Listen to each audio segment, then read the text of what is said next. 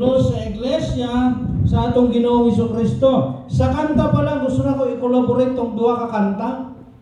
Tungod sa grasya mo aniya ako, dala ako. Unya sa second song, tungod sa pagkamaayo mo, unsa ang kasakanta? Tungod sa mga milagro nga gihimo mo, busa aniya ako.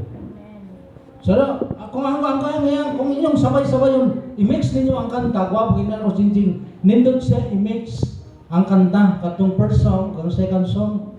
Kaya doon ay mga nindot nga mga message para sa atuan, no? Karon nga adlaw, salamat sa mga naghatag special number. Salamat sa kay Pastor Edgar, sa mga leader din sa Iglesia San Santa Fe, sa schedule nga inyong gihatag sa ako din o gusto na ako i-announce personally ang akong pag-apologize sa pamilya ni Pastor Edgar tungod kay dunay changes ang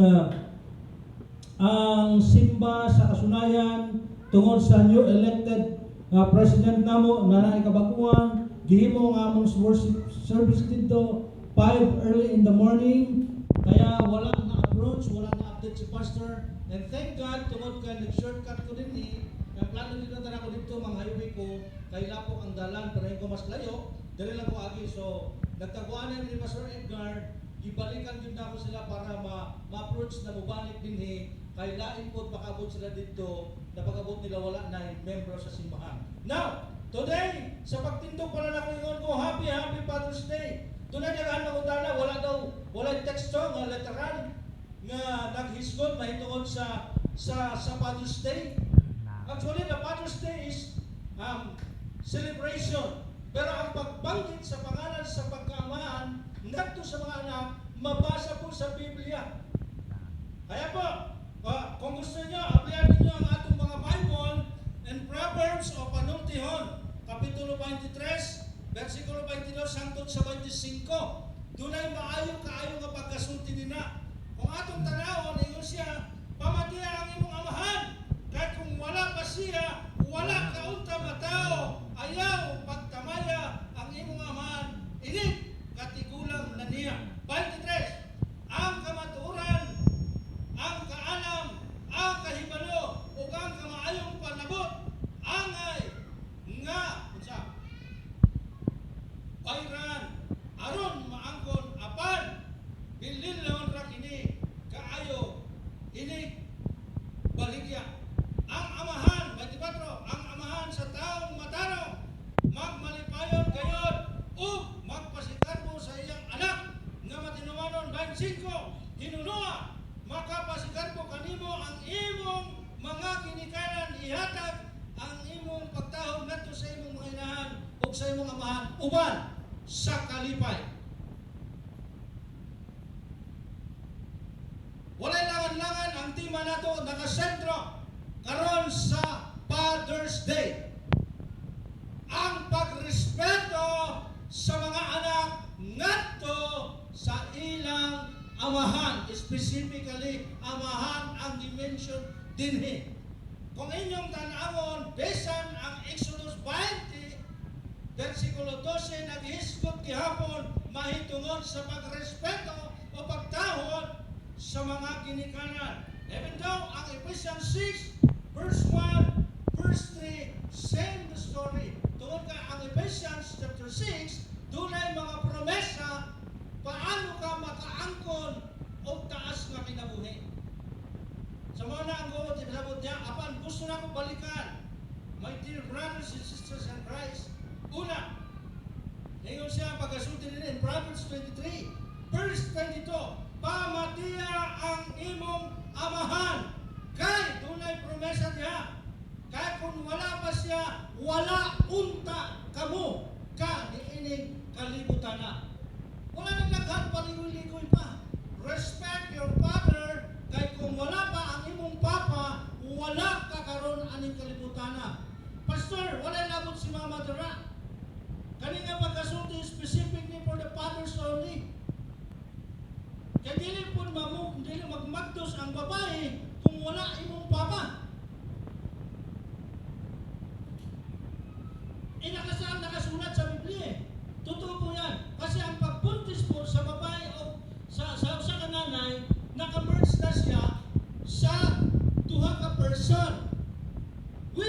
ang pinaka-main kwento na ang iskutan is about the Father today.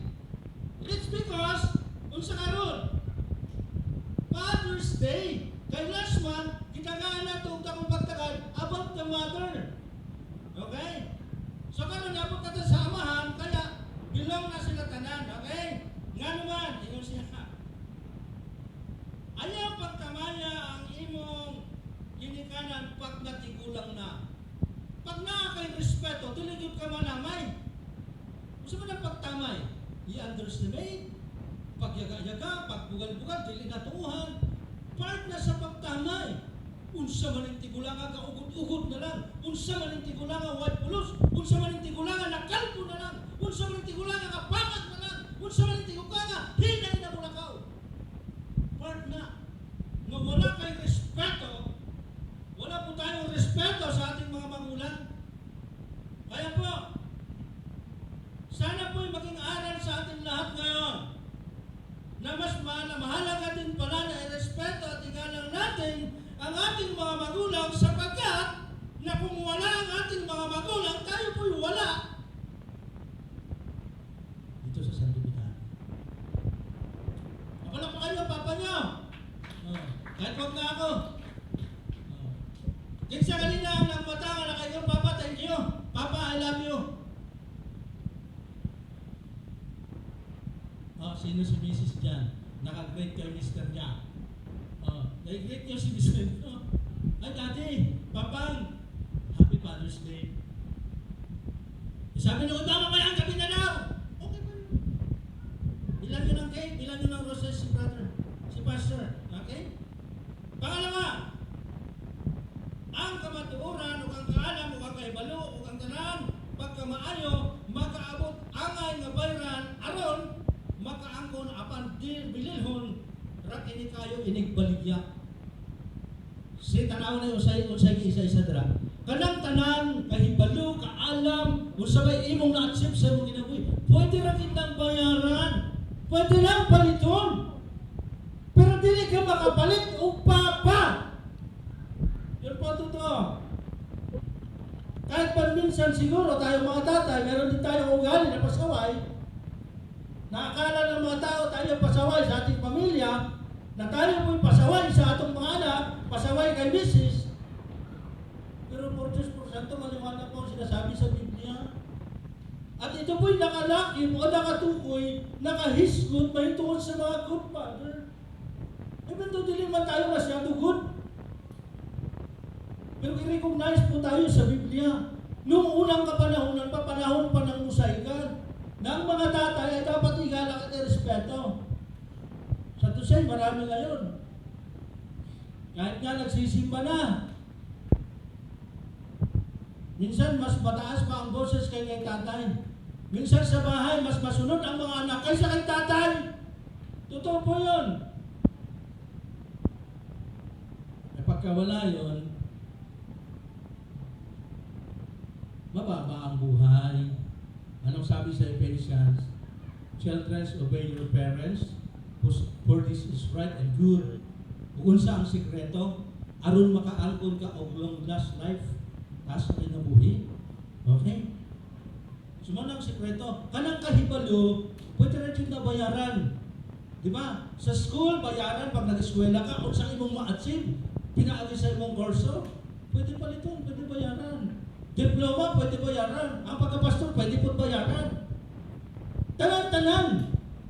Tanan-tanan. Istorya, kamatuoran, pwede bayaran, pwede paliton. Pero ang pagkatatay, never dito ang mapalit. Same na sa pagkatatay sa atong Ginoo. Nakita niya po ang kalibutan. Grabe katalamak. So anong ginawa niya? Kaya niyang isakripisyo. Sinong kaya sakripisyo ng ating amang Panginoon? Yes, si Jesus. Kaya niyang isakripisyo. Ganyan pala ang tatay. E dapat tayo din mga tatay, ganun din po tayo. Di ba lahat ng mga tatay kayang isakripisyo? Sino dito? Kinsa diri sa ato? Nga naanak ay nahimong takong sakripisyo para sa mong pamilya. Eh kasi ang nakikita lang po ng mga tao, ang sakripisyo na ginawa mo, pag naging hero ka sa pamilya mo, Hindi nila nakikita yung araw-araw gumagawa, tumatrabaho ka para may makain, para may maitusto sa kanilang pag-aaral.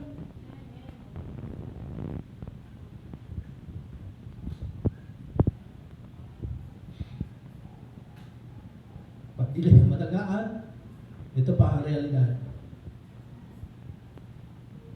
Alam ng mga tatay na ang daily na pwedeng magiging allowance mo 120. Pero minsan may mga anak pinapagawang 150, 200. Kasi ang dami pa. May amutan kami pa. May bayaran kami pa. Pero ang totoo,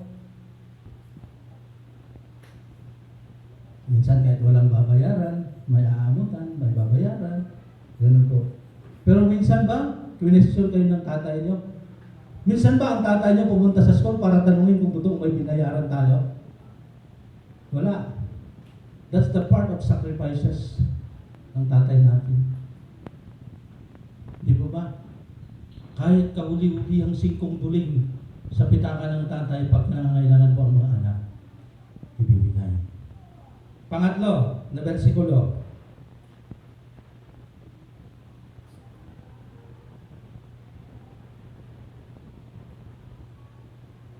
Pasensya kay Ante para na po. Himua nga makasipasigarbo kanimo ang imong ginikanan. Paano? Ihatag sa imong inahan ang iyang gipangayong unsa kalipay. Bisan dito sa imong nanay, sa imong igsuon ka na ay mahimong maayo. Kabalo mo dili lang showy ang mga tatay. Actually, kabalo ko daghan mga tatay ngayon ano ko ng attitude. Dili pareha sa nanay ba? Pag nakakita ang nanay manggod, wow! Nasa'y upat ka medal, nasa'y tulo ka medal. Grabe ang nanay showy, nag-push pa. 40 ka bright ang ako anak. Kabalo mo anong madalas sinasabi ng tatay? Maayo, bright, beauty ka. Pero ang nanay, liwat kita kaayo sa ako. Si nanay ang naka-appreciate, pero nagtuo mo nga wala nalipay si tatay. Kasi ang mga nanay daw is yung mahilig mangbebe. Ganyan daw kasyowi ang nanay. Pastor, nandamay ka na ng nanay ha. Tatay lang pinag-usapan. Respeto sa atong papa. Respeto sa atong mga ginikanan. Kaya pag nagrespeto ka, o ipasigarbo ka sa imong ginikanan, kay matinahurong ka sa imong nanay o sa imong mga igsuon, sa mga magulang, labaw sa tanan sa imong tatay. Kaya pasidunggan ka sa Ginoo. Okay? Ang amahan, nalaktaw yan. Ang amahan sa taong matarong, magmalipayon gayon sa pagpasigarbo sa iyang anak nga maalamon. Isa dili ang dili mapasigarbohon pag maalamon ang iyong anak. Pero mas yowi si nanay. Totoo po yan. Tingin-tingin sa FB. Madalas nag-post nanay, bihira ang tatay. Kasi ang tatay hindi po masyado nag-cellphone. Mas madalas naka-cellphone sa balay, mga nanay po. Alangan naman nagatapping si tatay, nakagulit ang cellphone. Alangan nakabunot si tatay ng lupi, nakagulit ang cellphone. Si nanay, alam niyo ang trabaho ng mga nanay sa balay? Pabalik-balik lang po yan. Pero ang totoo, kapoy masyado din yan. Pero may time yun si nanay. Maka-Facebook, di ba? O maka-post. Kahit galit nga sa mga anak nila, minsan mga nanay, gina-post nila. Kaya isa lang po ang hahantungan ng ating mensahe ng Panginoon ngayon. Pagrespeto sa mga magulang para po haba ang buhay. Para po ikapasigal po ta sa atong mga nanay at tatay. Para proud sila sa ato ang naging babait at naging Kristiyano at masunod po tayong mga anak sa ating mga magulang, especially sa atong tatay. Kasi yan po ang topic natin ngayon. Inuulit ko, pakitake note na lang po, Exodo 20:12, pamilya gyapon nag-isgutan diya, parents gyapon nag-isgutan dira. Mga magulang, Efeso 6:1 hangtod sa 3, Proverbs 1 verse 8, And Colossians 3:20, same lang na dira. Pakitake note nyo po, tanan. Dira ninyo makita kung gaano katotoo ang sinabi ni Pastor Ramel.